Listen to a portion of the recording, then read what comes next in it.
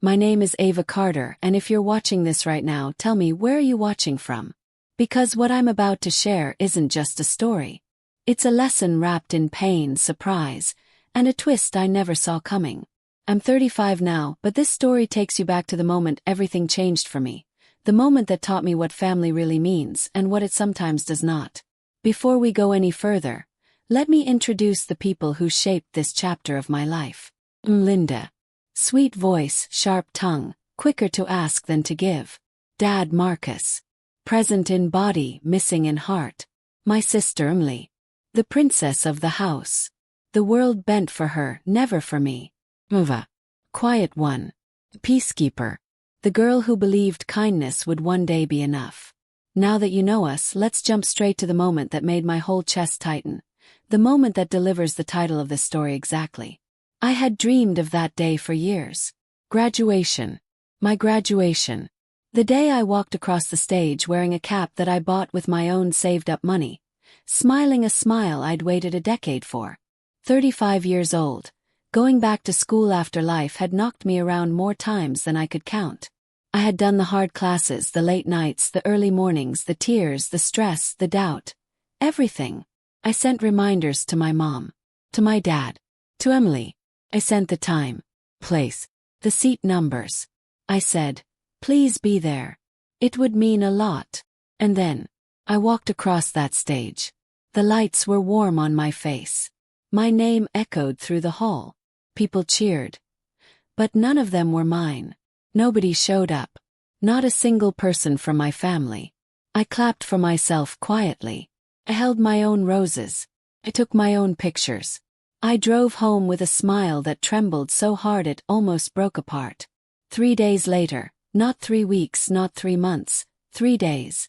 My phone buzzed while I was eating cereal on my couch. It was my mom. Her message read exactly like this. Need $3,100 for your sister's sweet 16. Send it today. No hello. No congratulations. No, sorry we missed your graduation. Not even a tiny, how are you? Just a demand. Like I was a bank. Like I didn't just do something huge. Like I didn't just walk alone across a stage meant to be shared with family. I stared at the message for a long moment. Then I opened my banking app. And I sent $2. Just $2. And in the note I wrote, congrats. Then I stood up, walked to my front door and changed all the locks. I didn't slam the door. I didn't scream. I didn't cry. I just turned the metal, one click at a time, sealing my peace inside and the chaos outside. But the world didn't let me rest for long. Because 2 hours later, a loud knock shook my door. Not a normal knock. Not a neighbor knock. Police knock. And when I opened the curtain just a little, I saw 2 officers standing outside my home. That's where the highest peak of this moment hits you. Nobody came to celebrate me, but cops came to question me. Why? How? Who called them? What did they want? That's the cliff you're standing on right now. But before we get to what happened when I opened that door, let me take you back, way back, to how my story truly began, because everything that led to that knock started long before graduation day. I grew up in a small town in Michigan, where winters froze your eyelashes and summers smelled like fresh-cut grass. I wasn't the loudest kid. I wasn't the boldest. I was the quiet helper, the one who cleaned the house while everyone slept, the one who gave up her birthday cake slice if someone said they wanted more. I believed kindness mattered. I still do. My sister Emily. She was the star. She sparkled without trying. Mom loved dressing her up, fixing her hair, calling her my golden girl. She got the big birthday parties, the fancy dresses, the weekend trips. But I didn't envy her. I just wished for balance, maybe a little good job now and then. My dad worked long hours and kept his emotions locked behind a closed door. If he spoke, it was to say, handle it, or figure it out. I did. Over and over and over. Growing up, I learned to be independent not because I wanted to, but because I had to. I paid for my first laptop by babysitting. I bought my first car with weekend restaurant shifts. I pushed myself through community college, but had to stop when bills piled too high. Life kept happening and I kept adjusting. Years later, after surviving a difficult relationship, a job loss, and a quiet loneliness that stayed with me like a shadow, I decided I was done letting life push me around. I wanted to build something for myself, something no one could take away. So at 32, I re-enrolled in school. And I worked, and worked, and worked. Some days I slept 3 hours. Some days I didn't sleep at all. Some days I cried in my car before class. But I kept going because I believed that if I just tried hard enough, maybe my family would be proud of me for once. I was wrong. Graduation day came. I wore my gown in the mirror and whispered, "You did it," to myself. I imagined my mom cheering. I imagined my dad clapping. I imagined Emily screaming, "That's my sister." But when I looked into the crowd, no one was there for me. That was the low. Maybe the lowest. But life has a funny way of balancing pain with clarity. And that clarity arrived 3 days later in the form of my mom's text demanding $3,100. Not asking. Demanding. As if I owed them something. As if my hard work belonged to someone else. As if my graduation, my success, my joy didn't matter at all. That was when I decided to choose myself. Changing the locks. That wasn't anger. It was peace. It was breathing for the first time after holding my breath for 35 years. But life wasn't done testing me yet. Because the moment I finished changing those locks, the moment I finally felt safe, the cops showed up. And that, right there, is where this chapter closes on its first extreme moment. 2 officers. Hands resting on their belts. Eyes scanning the house. And one of them calling out, "Ma'am, we need to talk to you." About what? Well, we'll get to that. The officers stood on my porch like carved statues, still, unreadable, and heavy with a kind of seriousness that made the back of my neck tighten. The sun was setting behind them, painting the sky orange, but nothing about this moment felt warm. Their shadows stretched across my doorway like long, dark warnings. "Ma'am," one repeated, "we need to speak with you." His voice was steady, careful. Not aggressive, but not relaxed either. The kind of tone people use when they expect trouble. Or when they've been told there is trouble. I swallowed hard, suddenly feeling every beat of my heart. Part of me wanted to slam the door. A bigger part knew that would only make things worse. But before I opened the door fully, before I invited these strangers into the quiet life I was trying to build, before I learned why they were even here, let me take you back to a moment far softer, far smaller, and far less extreme, a memory that reminds me of who I was before everything cracked. I was 16 years old, standing at the kitchen sink washing dishes because Emily didn't feel like doing her chore that night. She sat at the table painting her nails, swinging her feet against the chair leg, humming loudly. Mom leaned beside her, blowing her nails dry between laughs. Dad watched TV, eating the last slice of pizza he hadn't offered me. I remember scrubbing the plates so hard that my fingers hurt. I remember wondering why kindness felt like a punishment in our house. I remember telling myself, "One day, Ava, you'll have a kitchen where people treat you with respect." It was a small dream, but it kept me going. Growing up wasn't a straight line. It was a zigzag of doing things for people who didn't do things back. Babysitting Emily so Mom could go out. Cleaning the whole house so Dad wouldn't yell. Giving up my lunch money when Emily wanted extra snacks. I became the fixer, the helper, the giver. Even when it left me empty. But I learned something important through all those quiet hurts. Kindness matters, not because people return it but because it keeps you whole. And that's why, even as an adult, I never fought them. Never raised my voice. Never demanded to be seen. I just kept giving, hoping that one day my kindness would finally be enough for them to say, "We're proud of you." But the graduation proved something I needed to face. I could be perfect and they still wouldn't show up. That's why the text requesting $3,100 felt like a punch in the chest. Not because of the money, money comes and goes. But because they didn't even pretend to care. Yet even then I didn't yell. I didn't send a long angry message. I didn't argue. I simply sent $2 and, "Congrats." It was the most peaceful boundary I had ever set. And changing the locks. That was the quietest act of self-love I had ever done. But standing in front of those police officers, that peace felt like it was slipping away. I finally opened the door wider. "Good evening, officers. What's going on?" They exchanged a quick glance, the kind that says, "Let me talk first," without using words. The older one stepped forward. Narrow eyes, broad shoulders, composure. He had the face of someone who'd seen tired people, broken people, angry people, but maybe not someone like me. Someone who was tired and calm at the same time. "Ma'am," he said, "we received a call regarding a possible welfare concern and potential financial dispute between you and a family member." A welfare concern. Financial dispute. My stomach dropped. Had to be Mom. But I kept my voice steady. "I'm fine. There's nothing wrong." "Are you Ava Carter?" the younger officer asked. "Yes. Could we come in to talk?" he said. My chest tightened. I wasn't in trouble. I knew I hadn't done anything wrong, but police inside your house is never a comfortable feeling. Still, refusing them could make things look worse. I stepped aside. "Sure." They entered slowly, looking around as though expecting chaos or danger. Instead, they found a clean, quiet home with lavender candles burning and a cozy blanket draped over the couch. The older officer nodded to himself like he'd expected far worse. "Mind if we sit?" he asked. I nodded and sat across from them, my hands twisting nervously in my lap. "Ms. Carter," the younger officer began, pulling out a notepad.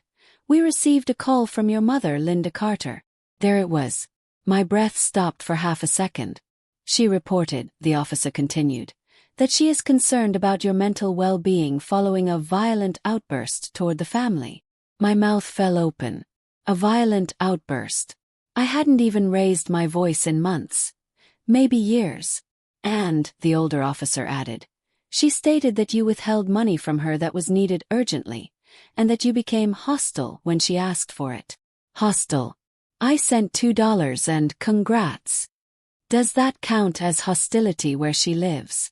I couldn't help letting out a small, humorless laugh. "Officers, I didn't do anything. I didn't yell at her. I didn't threaten her. I didn't even say no. I literally just sent her $2. They looked at each other again. $2? The younger one asked. "Yes. And she made this call, over that." "Over that," I said, nodding. The older officer took a slow breath like he suddenly understood exactly what kind of family situation he was dealing with. "Is there any ongoing conflict between you and your parents or your sister?" I hesitated, but only for a moment. "Yes," I said softly. "Years of it." I told them the truth, but not everything. I told them about the graduation, the ignored messages, the demand for $3,100, the fact that I quietly changed my locks to protect my space. The younger officer kept scribbling. The older one just watched me with a kind of sad understanding. When I finished, he leaned forward slightly. "Ma'am, you've done nothing wrong based on what you've told us. Changing your locks is legal. Keeping your own money is legal. Sending $2 is unusual," he said with a small smile, "but not illegal." I laughed under my breath. It wasn't funny, but the absurdity was impossible to ignore. "So, am I in trouble?" I asked quietly. "No," the older officer said firmly. "Not at all." Relief washed over me like warm water. For the first time since I saw them, I breathed fully. But then the younger officer cleared his throat. "However," my stomach tensed again. "There is something else." The room felt suddenly heavier. The older officer reached into his pocket slowly, carefully, and pulled out a folded piece of paper. He set it gently on the coffee table between us, like it was fragile or dangerous, or both. "Your mother also filed a request," he said, "for a temporary welfare check order." My heartbeat stumbled. "A welfare check order? What does that even mean?" I whispered. "It means," the younger officer said, "she's asking the court to allow continued visits and monitoring to ensure you are mentally stable, and that you are not a danger to yourself or others." My jaw dropped. "My mother did that?" "Yes." Ma'am, the older officer said softly. I've seen this before. Sometimes family members weaponize welfare reports during financial disagreements. I'm not saying that's what she did. But it fits the pattern. My hands trembled slightly in my lap. My own mother. Filing a report that questioned my sanity. Because I wouldn't hand over $3,100. Because she didn't show up for my biggest day. Because I finally set one small boundary. It was surreal. Impossible. Yet completely believable. I swallowed hard. What happens now? That's what we need to discuss, the older officer said. Because this report didn't come alone. There it was. The next extreme event. The cliffhanger waiting to knock the breath out of me. The older officer placed a second paper on the table. A different color. A different weight. A different purpose. And when he unfolded it, his voice came out low and serious. There's also been a claim made against you. Involving property damage and theft. My world froze. Ma'am, he said, locking eyes with me. Your family has accused you of breaking into their home and stealing from them. But I hadn't. I hadn't done anything. Yet here I was, staring at accusations that could flip my life upside down. The room felt smaller. The walls looked closer. Even the air felt tight, like it didn't want to move around me anymore. I stared at the paper the officer had placed on my coffee table. The words property damage and theft screaming louder than any voice ever could. My family said I what? I whispered. The younger officer repeated gently. They're accusing you of breaking into their home and stealing from them. My heart hit hard against my ribs. Their home. I hadn't even been inside that house in months. I hadn't wanted to. I had stopped visiting the moment I realized conversations with them felt like walking barefoot over glass. Sharp, painful, and pointless. The officers watched me carefully, waiting for my reaction. Waiting to see if I would cry, yell, shake, defend myself, confess, break. But I just sat there. Quiet. Ill. Confused. Officers, I said slowly. I didn't break into their house. I didn't take anything. I barely even talked to them. I figured that might be the case, the older officer said, leaning back a little. But we have to walk through this step by step. Can you tell us where you were yesterday between 3 p.m. and 7 p.m.? The younger officer asked. He nodded. At work. You can check with my manager. I work the evening shift on Tuesdays. We will, he said with a soft smile, assuring me I wasn't being treated like a suspect. Yet someone else clearly wanted me to be. I ran my hands through my hair, trying to understand how my life had turned upside down so quickly. First the graduation, then the text, then the cops, and now this. My own family had reported me for something I didn't even know happened. But why? As the officers wrote notes, I drifted back into a memory. A softer one, a smaller one, a time before accusations, before locks, before officers stood in my living room. There was a day when I was 10 years old, standing under the warm sunlight that spilled through our backyard. Emily was 6, running around with bubbles floating at her feet. I chased her with the bubble wand, laughing as she tried to pop them before they touched the grass. Back then, Emily adored me. She followed me everywhere. When she fell, she ran to me before Mom. When she was scared, she crawled into my bed. When she wanted to learn something, tying shoes, braiding hair, reading simple words, she asked me. Back then, everything felt simple. But something changed when we got older. She got praise. I got responsibility. She got gifts, got chores. She got attention, got silence. It didn't happen overnight, but slowly, very slowly, I faded into the background of my own family. Almost like they had looked at us and decided, one will shine. And one will serve. I was the one who served. And somehow, even at 35, they still expected me to be the one who gave everything and asked for nothing. But life has a strange way of teaching lessons when we least expect them. And the lesson life was teaching me now was loud, clear, and painful. When people can't control you anymore, they try to control the way others see you. The officers finished their notes, and the older one cleared his throat. We're sorry to bring all this to your door. We know it's a lot. But before we leave, we have a few more things we need to clarify. I nodded, though my stomach twisted hard. Your mother claims, he said carefully, that you threatened the family during a phone call earlier today. I what? Blinked. I hadn't spoken to them. Not a call, not a text, nothing. I didn't talk to them today at all. Not even once. We'll verify that, he said calmly. But we're required to follow due process. The younger officer flipped a page. She also reported that you changed the locks in an attempt to hide property you supposedly took. I stared at him. Oh. I changed my own locks. And suddenly that means I'm hiding stolen things. He shrugged slightly, sympathetic but bound by duty. We hear claims like this sometimes, especially when there's family conflict. The officers weren't accusing me. Could feel that. They didn't have the energy of men closing in on a criminal. They had the energy of men dealing with a messy family problem they didn't want to be involved in. But this wasn't just messy. This was dangerous.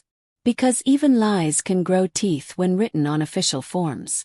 My voice came out small. So, what now? The older officer tapped the papers. We need to file a report from your side. Your statement. Your explanation. We'll attach it to the case. It protects you. There was a case. Against me. The words rattled in my head like loose stones. I'll tell you everything, I whispered. And I did. I told them about the graduation. The empty seats. The silence from my parents. The ignored reminders. The group photo of everyone else's families holding flowers. My tiny applause for myself. My quiet drive home. The text asking for $3,100. The $2 I sent. Lock change. And the piece I thought I finally found. The older officer listened so intently that his eyebrows kept pulling together. The younger officer wrote so fast his pen scratched loudly against the page. When I finished, there was a long silence. Heavy but not uncomfortable. It was real. Finally, the younger officer closed his notebook. Ma'am, there's something else you should know. My chest tightened. What? He exhaled slowly, as if preparing to say something he didn't want to say. Your sister also called in. Emily. My breath caught. She claimed, he continued, that you've been acting unstable and that she fears you might lash out. Of all the lies, that one hurt the most. Because I had protected Emily. Loved her when she didn't love me back. Lifted her up when no one lifted me. I never hurt Emily, I said, voice trembling. Never. The older officer nodded slowly. We believe you. But their claims mean we have to follow certain procedures. What procedures? I asked, scared to hear the answer. First, he said gently, we need to look through your home. My stomach dropped. Search of my home. For stolen items I never touched. I sat frozen for a moment, then finally nodded. Okay. They stood up. So did I. The first thing they searched was my living room. They opened drawers, cabinets, shelves, checking everywhere, methodical and polite. They never lifted anything roughly. Never made a mess. They simply looked. Then the kitchen. Then the hallway closet. Then the bathroom cabinets. All empty of anything even remotely connected to my parents. Next, my bedroom. My dresser. My nightstand. My closet. Nothing. The officers didn't say it, but I could see their belief in the family's accusations slipping away with every empty drawer. Then we reached the guest room. A room I hardly used. A room with boxes I still hadn't unpacked from moving. A room filled with ordinary things. Winter coats, old blankets, books, a lamp that didn't work anymore. But when the younger officer opened one of the boxes and froze, my whole body went cold. He looked at me. He looked at the box, then back at me, and slowly lifted something out. Something I recognized instantly. Something that did not belong there. My mother's gold charm bracelet. The one she claimed went missing last year. The one she accused the neighbor of taking. The one that had never been found. It was sitting in one of my boxes. My mouth fell open. The younger officer's expression shifted. Not angry but stunned. The older officer's eyes hardened, not at me but at the situation. Ava, he said quietly, you need to tell us, how did this get here? My hands shook. My voice almost vanished. I don't know. I've never seen that box before. I swear, officers, I didn't put that there. I didn't steal anything. I didn't. But the words jammed in my throat. Because I knew what this meant. I knew exactly what this meant. Someone put it there. But who? And how? And when? A nightmare realization hit me. Locks. When did I change them? Hours ago. Which meant someone had been inside my home before I changed the locks. Someone had access. Someone who wanted that bracelet to be found here. Someone who wanted to destroy me. And suddenly everything inside me froze completely. Because there was only one person who had keys to my house before the lock change. Only one person I had trusted that deeply. The realization hit me like a punch to the chest. My own sister. The officers didn't know my thoughts, but they could see the terror in my face. Ava, the older officer said carefully, we need you to stay calm. There are procedures we have to follow. Just breathe. But how do you breathe when your own family just set you up? And how do you explain something no one will believe without proof? The younger officer placed the bracelet gently back into the box and looked at me with a mix of sympathy and concern. Ava, he said, this changes things. Did. Because now, whether I was innocent or not, there was evidence in my home. Planted or not, it was in my house. And the officers had to respond to it. For a long moment, none of us moved. The bracelet sat there in the box like a tiny, shining accusation. Something so small, yet powerful enough to tear open the floor beneath my feet. I stared at it, my breath shaking, my heart beating so loudly I could hear it in my ears. The younger officer was the first to speak. Ava, he said gently, you're not under arrest. I want you to hear that clearly. But due to the nature of what we found, we're required to follow protocol. Protocol. A word that suddenly felt like a wall closing around me. My mouth felt dry. What does that mean? The older officer rubbed the back of his neck before answering, like he didn't want to be the one to say it out loud. It means, he said slowly, we need to bring you in for questioning. My stomach dropped so fast I thought I might faint. Questioning? At the station? Yes, he said softly. You can come voluntarily. You won't be in cuffs. You're not under arrest. But given the report filed and the item found, we have to take the next steps. I felt my knees weaken. I didn't steal anything. I didn't break into their home. I didn't even know the bracelet was in that box. And yet, here I was, about to be taken into a police car.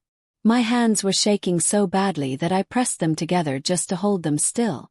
But this wasn't the worst part. Because in the exact moment they told me to grab my shoes and jacket, something else happened. Something softer, smaller, but powerful enough to cut through all the fear swallowing me. The younger officer noticed the framed photo on my nightstand, me holding my graduation cap with a forced smile, and he paused. You graduated this week? He asked quietly. I nodded, unable to speak. Congratulations, he said. He didn't say it with pity. He didn't say it because he had to. He said it because he meant it. And something about that simple kindness, not loud, not dramatic, almost broke me right there. I held the tears back so hard my eyes burned. The older officer cleared his throat gently. Ms. Carter, you ready? I nodded again and followed them to the door. As soon as I stepped outside, a cold wind swept across my face. The world looked the same. Cars parked, street lights flickering, a neighbor walking his dog, but everything inside me felt different. Like I had stepped into a new reality where up was down, right was wrong, and my own family was the one pulling the strings behind a nightmare I couldn't wake up from. The officers didn't handcuff me. They didn't grab my arm. They just guided me toward the car, keeping their tone calm and their pace slow. But as soon as I sat inside the back seat of the cruiser, something inside me cracked. Just a tiny crack, but enough to let something painful slip through. Kindness isn't weakness. But sometimes kindness gets you hurt. We pulled away from my house, and I watched it grow smaller through the window. That house had been my safe space, my quiet space, my peace. And now it felt like a crime scene I was being taken away from. The younger officer drove. The older officer sat in the front seat, making notes and radio calls. I sat in the back, squeezing my hands together so tightly they ached. The drive wasn't long, but it felt like hours. My mind spun in every direction at once. Who put the bracelet there? How did they get in? When did they do it? Why me? I thought of Emily. Thought of her smile when she got her way. Thought of how she'd once asked me to help her find that exact bracelet last year. She said she lost it at school, but Mom blamed the neighbor's son for weeks. Had she lied then? Had she planned this longer than I realized? Or did she take it recently? Just to pin it on me. And the locks. I changed the locks after sending the $2. But before that, anyone with a key could enter. Emily had one. Mom had one. Dad had one. My throat tightened. Someone put it there on purpose. Someone wanted this outcome. But I didn't have proof. And that's when panic began crawling up my spine. Not wild, not loud, but slow and cold. The kind that makes you sit perfectly still because you don't know how to move without falling apart. We pulled into the station parking lot. The younger officer opened my door, offering his hand to help me out. Not because I needed physical help, but because he sensed how fragile my emotional balance was. Inside, he guided me to a private room. Not a holding cell, just a plain interview room with a table, 2 chairs, and a glass of water. Sit wherever you're comfortable, he said. Comfortable. In here. But I sat down anyway. The officers didn't start right away. They let me breathe for a moment. Then the younger one sat across from me with his notebook, while the older officer stood by the door, arms folded, watching but not judging. Ms. Carter, the younger officer began, this isn't a criminal interrogation. We want your statement. We need your version of events. It's important. So I told them everything again. The graduation, text, the money, locks, the relationship with my family, the years of favoritism, the feeling of carrying weight no one else saw. I told them how I had no idea how the bracelet got into that box. How I didn't even recognize the box. How I hadn't been inside my parents' home in months. How I didn't even have time to go anywhere yesterday because of work. The younger officer wrote everything down. The older one nodded occasionally, especially when I spoke about the past. About kindness, about responsibility, about being overlooked. When I finished, the younger officer closed his notebook slowly. Okay. Thank you. We have what we need for now. For now, I whispered. Yes, he said softly. We need to verify everything. Talk to your employer. Compare the timeline. Review the original complaint. Look at the conditions in your home. Check if the bracelet shows signs of recent placement. That sort of thing. Am I in trouble? I asked again, even though I already knew the answer. You're not under arrest, he repeated. But this is an open case. It's not closed. My heart hurt at those words. Not closed. Meaning my family's lie still had power. Meaning this nightmare wasn't over. But before I could process that, the older officer stepped closer, holding something behind his back. Ms. Carter, he said carefully, there's one more thing we need to discuss. Something relevant. I braced myself. He slowly revealed what he was holding. Phone. My phone. He had picked it up from my kitchen table before we left. Sorry, he said gently, noticing the shock on my face. We aren't looking through it. It's locked. But it's been ringing repeatedly since we arrived here. We thought you should know. I stared at the screen. 27 missed calls. All from one person. The older officer placed the phone on the table. I didn't touch it. It might help, he said, if you tell us what she wants. I don't know, I whispered. But then, something unbelievable happened. While the phone sat there on the table, it lit up again. A new message flashed across the screen. A text preview large enough for all 3 of us to read. If you don't fix this, we will make sure the police take you in tonight. Last warning. The younger officer inhaled sharply. The older officer muttered, "That's not good." I felt the blood drain from my face. How can they do this?" I whispered. The older officer looked at me with something like sadness. "Sometimes. Family knows exactly where your weak spots are. And they use them." I looked down at the phone. And for the first time in 35 years, I wasn't sad. I wasn't confused. I wasn't heartbroken. I was angry. Silent, deep, steady anger. An anger that felt like strength. Not violence. Not revenge. Just clarity. The younger officer stood. "Ava, we need to step out for a moment and discuss the next steps. You stay here. We'll be right back." They left the room. And as soon as the door shut behind them, I realized something. This wasn't about a bracelet. It wasn't about money. It wasn't about locks. It wasn't even about the graduation. This was about control. My family wasn't angry that I sent $2. They were angry that I finally stopped obeying. They were angry that I stopped carrying their weight. They were angry that I chose myself. And choosing myself made me dangerous to the version of me they always depended on. I sat there in the silent room, staring at the table, breathing slowly, letting the truth settle.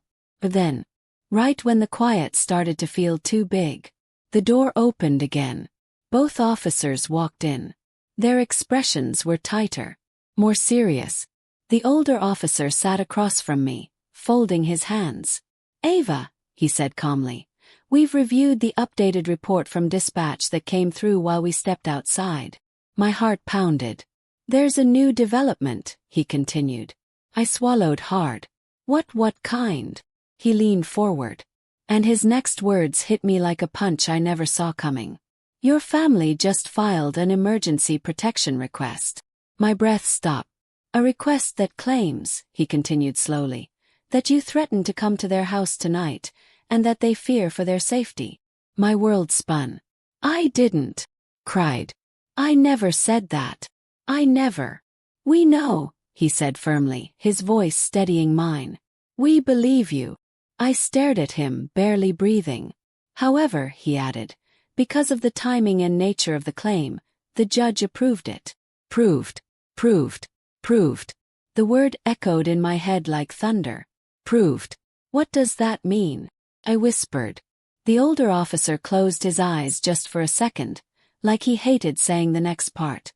"It means," he said softly, "you are now temporarily restricted from going near your parents, and near your sister, until we complete this investigation." My jaw dropped. "And Ava," he added quietly, "the order also means we can't let you go home alone tonight." That was the extreme event. The moment everything twisted into a shape I didn't recognize. Not an arrest. Not a crime. But something almost worse. I couldn't go home. Not alone. Not tonight. Not because of what I did. But because of what they claimed. The flashing lights painted the neighborhood red and blue as I stood in my own driveway, my breath rising sharp and fast in the cold air. My wrists still stung from where the officer had grabbed me earlier, though they never actually arrested me, just detained for safety, as they claimed. But they had let me go now, and the yard was finally quiet. My family had already left in their dramatic storm of shouting, pointing, and fake tears. Mom yelling about being humiliated, Dad demanding I fix the nonsense I started, and my sister filming everything like she was creating a trailer for her Sweet 16 movie. It was like watching strangers wear my family's faces. When the last patrol car pulled away, the emptiness around me felt louder than the sirens ever did. I stood there for a long moment, hugging my own arms, trying to understand how love could twist itself into something so sharp. Then, slowly, the tension inside me started to settle. My house was quiet again. The air was still. And for the first time since graduation, I didn't feel afraid. Felt done. Completely, peacefully done. I went inside, locked the door, and leaned back against it. A long breath left my chest. The kind that felt like it had been trapped there for years. I walked to the kitchen, made myself a cup of tea, and sat at the table. The apartment felt warm, calm, and finally mine again. I held the mug in both hands and let the warmth soak into my palms. For the next couple of hours, I stayed in that stillness. No phone buzzing. No shouting. No knocks. Just silence. A less extreme moment. Almost soft. Cleaned a little. I organized the mail on my counter. I watered the small plant on my windowsill. Something I hadn't done in days. Felt like coming back into my own skin. I even smiled a few times. Felt strange, but good. Around sunset, I curled up on the couch, wrapped in a blanket, and turned on a calm documentary about national parks. Something random and peaceful. The narrator's voice rolled gently through the living room. For the first time in a long time, I let myself relax. It didn't last. My phone buzzed. I thought about ignoring it, but something made me look. It was an unknown number. I hesitated, then answered. "Hello." A man's voice responded, low and professional. "Ma'am, this is Officer Daniel Brooks. I'm following up regarding the family dispute earlier today." My fingers tightened around the phone. "Yes, officer. I need to clarify a few things with you," he said calmly. "There's been a development." Cold chills slid down my spine. "A development?" I whispered. "Yes," he replied. "Your family returned to the station not long ago to file a formal statement." I closed my eyes tight. "Course they did." "Ma'am," the officer continued, voice turning more serious. "There's something unusual about the report they just filed." My eyes opened. My heartbeat slowed. Then sped up again, pounding loudly in my ears. "What did they say?" I asked. He paused. Then he said the words that tilted the whole world sideways. "They are accusing you of something extremely serious, and we need you to come in for questioning, immediately." My breath caught. What are they accusing me of?" I whispered. And his answer dropped like a bomb across my quiet living room. "They're claiming you stole from them," he said. "A large amount of money." My heart stopped mid-beat. "And that's not all," he continued. "There's also a second accusation, one that could escalate this situation very quickly." My mug slipped from my hand and shattered against the floor. "What second accusation?" I whispered, barely breathing. The officer inhaled sharply. "They are saying you threatened them earlier today, and that they feel unsafe around you." The world spun. And before I could ask another question, someone banged on my door. Hard. The officer on the phone heard it too. "Ma'am," he said quickly, "do not open that door. Stay where you are." My breath shook as the banging grew louder, heavier, fiercer. Then a voice thundered from the other side. "Open up. This is about your family." And my heart dropped, because this time, it wasn't the police. It was someone far worse. Someone I never expected to see again. And they were shouting my name. The pounding on my front door was so loud it rattled the picture frames on the wall. For a split second I couldn't move. My body froze the way a rabbit freezes when it senses a wolf. My mind scrambled, searching for a voice I recognized. Some hint of who was shouting my name. But I knew that voice. I hadn't heard it in years. Not since the night everything in my life cracked open. Not since I was 19. Scared. Trying to survive in a house that didn't care if I did. His voice had gotten deeper, rougher. But I knew it. My mother's oldest brother, Uncle Mark. A man who had always walked like the world owed him something. A man who believed respect came from fear. A man my mother used every time she wanted someone else to do her dirty work. The realization hit my stomach like a stone. Why was he here? Why now? And why did he sound so angry? I still had the police officer on the phone. His voice cut through my panic. "Ma'am, stay away from the door. Do not open it. Backup is on the way. Open this door." Uncle Mark roared, slamming the door so hard the hinges groaned. "I'm not leaving until we talk." That word had never meant talk with him. Meant shouting threats, maybe worse. I backed up slowly, my breath shaky. My phone slipped in my sweaty hand. "Officer," I whispered. "He's getting louder. Stay calm." Stay where you are, the officer said. I'm sending someone right now. But the knocking got even harder, faster, angrier. Open up. Limp. Open this door before I. Limp. I know you're in there. I stepped farther back until my shoulders hit the hallway wall. I couldn't think straight. My pulse was racing so fast it felt like it was choking me. Why is he here? I whispered to no one. The officer answered anyway. Do you know this man? Yes, I breathed. He's my uncle. But he hasn't contacted me in years. That's unusual, the officer said. Ma'am, I need you to stay on the line. Don't hang up. But then, the pounding suddenly stopped. Silence. A deep, dangerous silence. My heart hammered against my ribs. I didn't know if quiet was better or worse. Then his voice came again, slow this time. Come. You changed the locks, he said through the door. After everything your family has done for you. My knees nearly buckled. My family had called him. They knew the police couldn't push me. So they sent someone who could. He kept speaking. You embarrassed your mother today. You made her cry. You made your father look like a fool. You think that's okay? Tears welled in my eyes. Not because of fear but because none of it was true.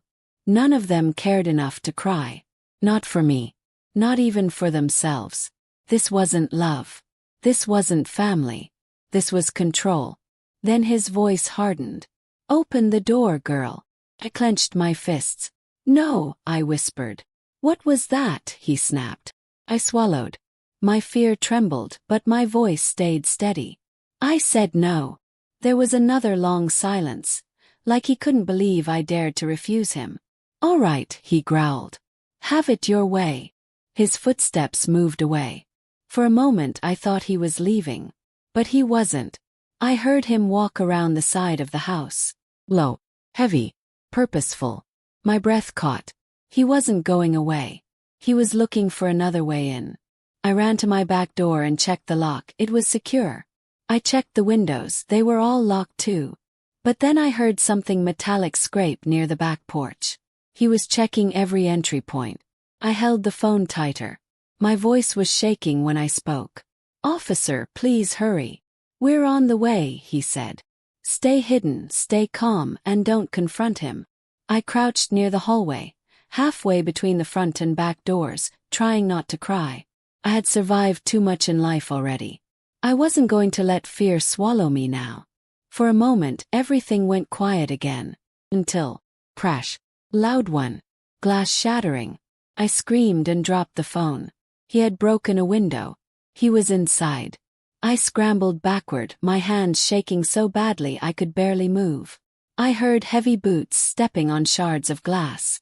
Then his voice echoed through my kitchen. You should have opened the door. My heart pounded so hard I thought I might faint. This was it. This was the moment everything tipped. I stumbled down the hallway, searching for something. Anything to protect myself with. My breath came in short gasps. Then I looked up. And froze. Because standing at the other end of the hallway wasn't just Uncle Mark. It was someone else behind him. Someone I never expected to see here. Not now. Not like this. And the sight of that second person made my knees go weak. Because they were holding something in their hand. Something that did not belong in my house. Something that made my blood run cold.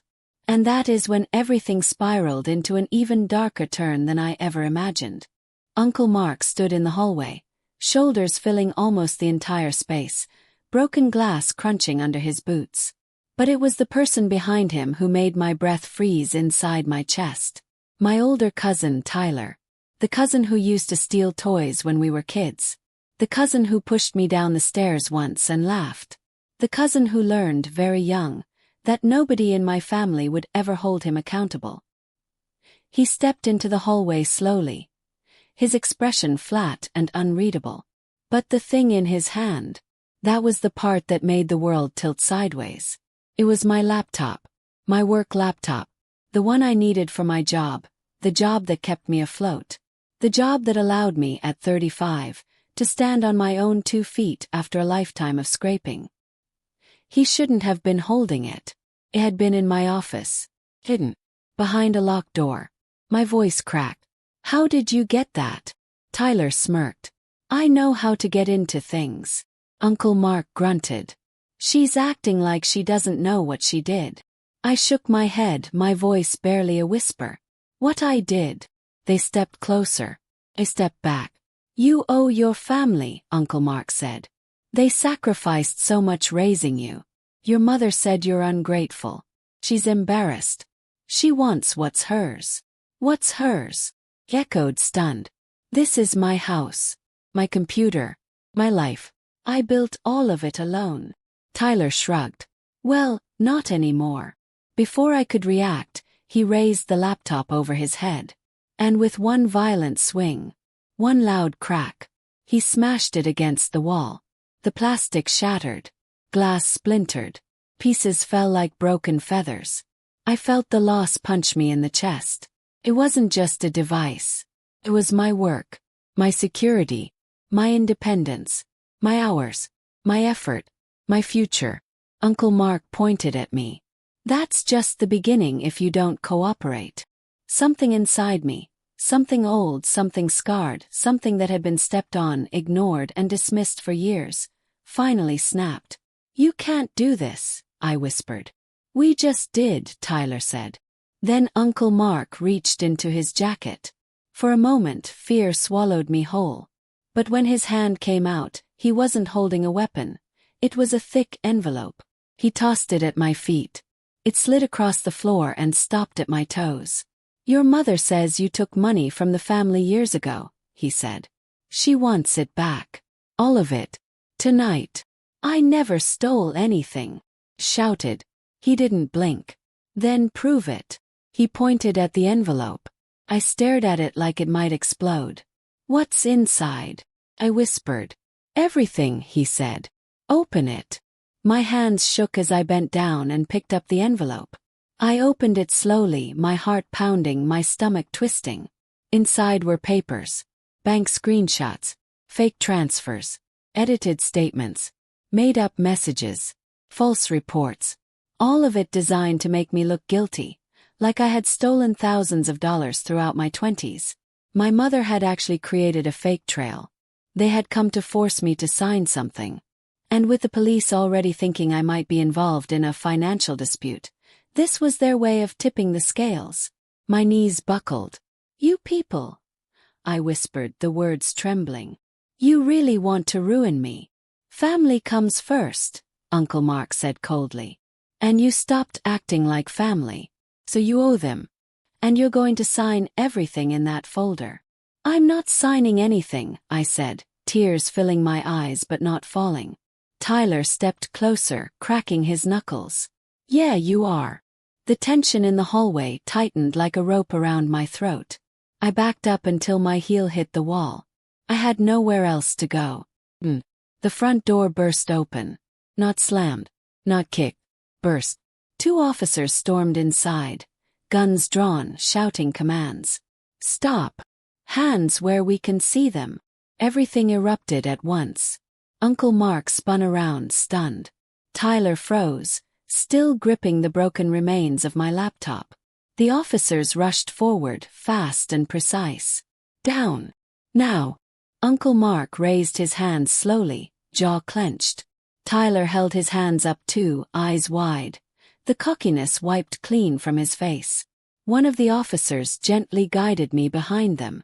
Ma'am, are you hurt? I shook my head, shaking so hard I could barely speak. I didn't call them, I whispered. We did, another voice said behind me. Turned. It was Officer Brooks, the one I had spoken to on the phone earlier. He entered with 2 more officers. We had units in the area and saw someone breaking a window, he said. When you dropped the phone, we heard the crash. You're safe now. If that word felt unreal. Tyler tried to speak. This is a misunderstanding. Shut up, one officer said, cuffing him. Uncle Mark tried to. She owes the family money. That has nothing to do with breaking into her residence, the officer snapped. You're under arrest. Everything happened fast after that. They read Uncle Mark and Tyler their rights. They took photos of the broken window. They photographed every shattered piece of my laptop. They collected the envelope of fake evidence Mom created.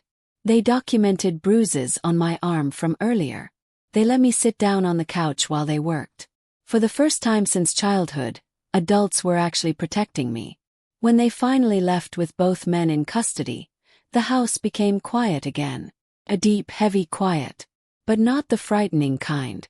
Peaceful one. I sat on the couch, hugging a blanket around myself, staring at the broken glass glinting in the hallway like tiny fallen stars. I felt empty, and full, and sad, and relieved, all at the same time. Officer Brooks came over. He sat on the coffee table in front of me. "You're stronger than you think," he said gently. "No," I whispered. "I'm just tired." He nodded.